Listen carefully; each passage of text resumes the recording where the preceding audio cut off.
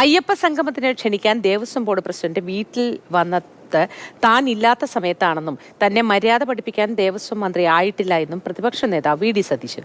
പ്രതിപക്ഷ നേതാവിനോട് സമയം ചോദിച്ച ശേഷമാണ് ക്ഷണക്കത്തുമായി പോയത് എന്ന് മന്ത്രി വി.എൻ. വാസവൻ പ്രതികരിച്ചു.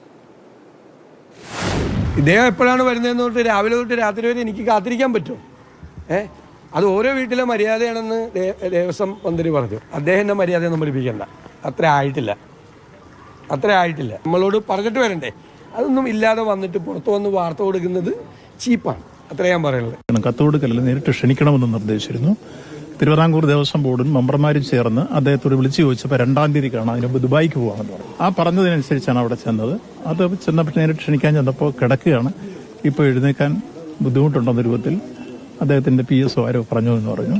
കത്ത് തന്നാൽ ഞങ്ങൾ കൊടുത്തോളാം എന്നവർ ഇങ്ങോട്ട് പറഞ്ഞു. നിർബന്ധിച്ചതിന്റെ അടിസ്ഥാനത്തിലാണ്. പിന്നെ അവർ എഴുന്നേക്കില്ല എന്ന് മനസ്സിലായതുകൊണ്ട് തിരിച്ച് കത്ത് കൊടുത്തിട്ട് പോന്നു.